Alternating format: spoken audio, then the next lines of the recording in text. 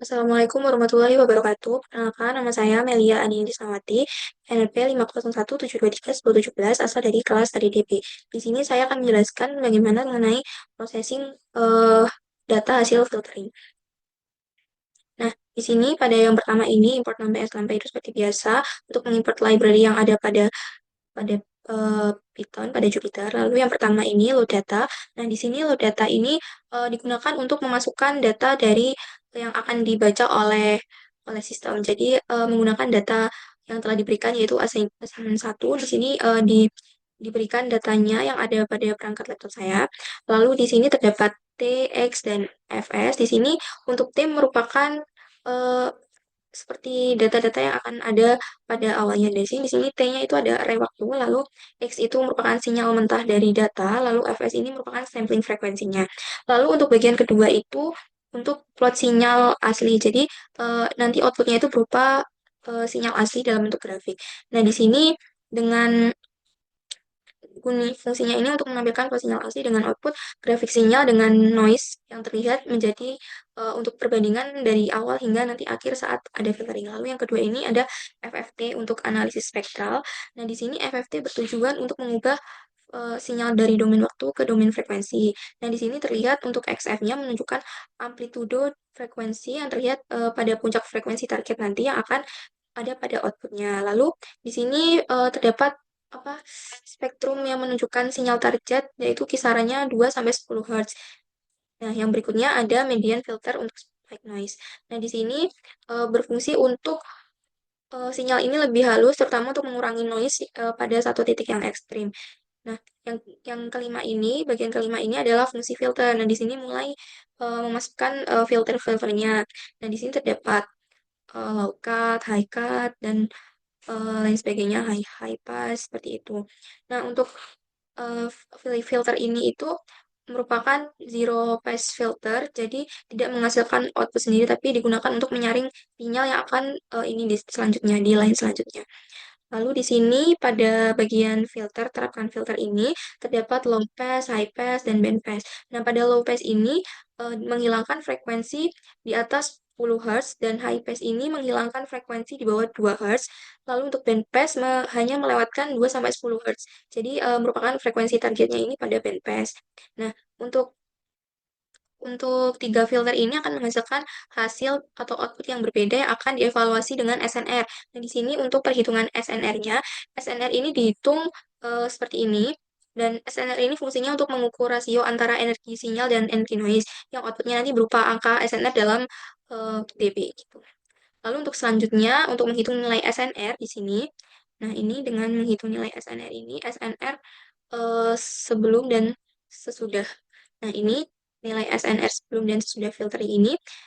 Nah, di sini sebelumnya ada PLT untuk menampilkan visualisasi dari hasil filtering dan noise untuk setiap jenis filteringnya. Jadi nanti akan disajikan visualisasi hasil filter pada setiap filter dan noise yang dihilangkan seperti itu. Nah, untuk berikutnya ada SNR ini. Di sini terdapat perhitungan SNR juga. Nah, sebelum filtering tadi itu SNR-nya itu ada 4 84 dB kalau dilihat dari output. Nah, jadi itu merupakan penjelasan singkat dari processing dan di sini sudah terlihat output-outputnya yaitu sinyal aslinya seperti ini. Lalu FFT-nya juga seperti ini, terdapat 4 spike. Lalu untuk low pass filter ini seperti ini bisa dilihat untuk remove-nya itu yang berada di ini warna pink ini dan clean-nya ada di sini. Nah, ini untuk high pass, ini untuk band pass, dan ini untuk SNR-nya yang nanti akan saya jelaskan pada video PPT selanjutnya.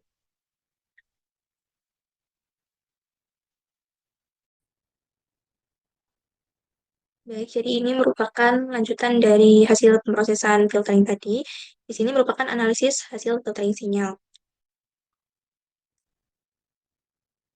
Lanjut pada di sini terdapat output sinyal asli.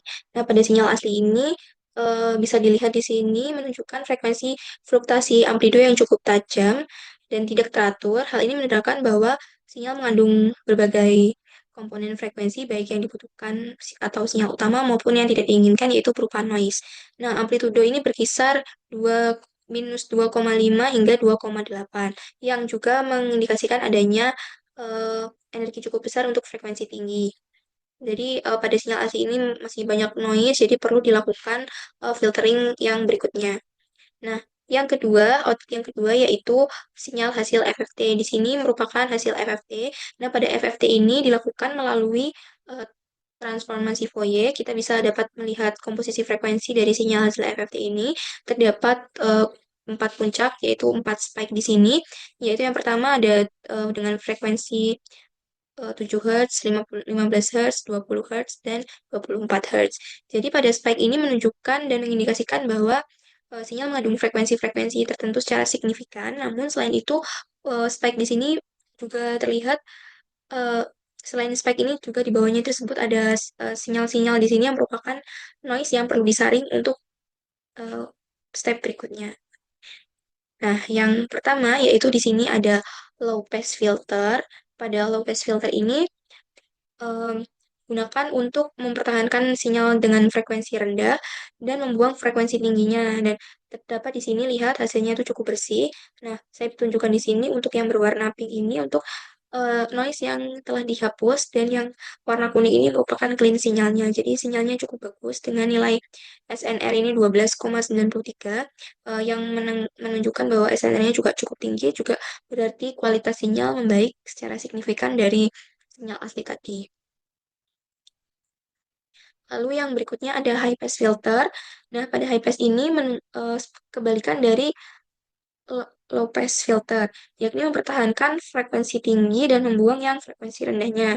Nah, namun terlihat di sini noise-nya ini frekuensi tinggi itu tetap lolos yang membuat sinyal itu lebih kasar dengan eh, di sini terdapat nilai SNR-nya itu 5,5 yang menunjukkan filter ini juga kurang efektif karena SNR-nya itu dinilai lebih rendah daripada eh, low pass tadi. Jadi ini sangat tidak memungkinkan untuk dijadikan filter yang terbaik. Seperti itu. Lalu yang berikutnya ada bandpass filter. Nah, di sini bisa dilihat untuk bandpass filter yang berwarna pink ini itu merupakan remove dari noise. Jadi noise yang dihapuskan itu berwarna pink yang cukup banyak. Lalu untuk warna biru ini merupakan sinyal bersihnya yang sudah dihapuskan noise-nya. Bisa dilihat di sini. Nah, di sini pada SNR bandpass ini didapatkan nilai tak hingga. Jadi merupakan nilainya tuh bisa dikatakan sangat tinggi dan melebihi yang low pass juga. Jadi tak hingga tingginya gitu. Nah, pada bandpass ini difokuskan dengan rentang sekitar 2 sampai 10 Hz yang dengan didapatkan nanti sinyalnya seperti ini, ideal banget, ideal sekali dengan hasil SNR-nya itu tak hingga dan hampir dari seluruh noise itu berhasil dihilangkan pada bandpass ini. Nah, berikutnya untuk kesimpulan dari output-output yang telah dihasilkan tadi, terdapat identifikasi sinyal dan noise. Nah, pada sinyal target berada pada rentang 2-10 Hz berdasarkan hasil FFT.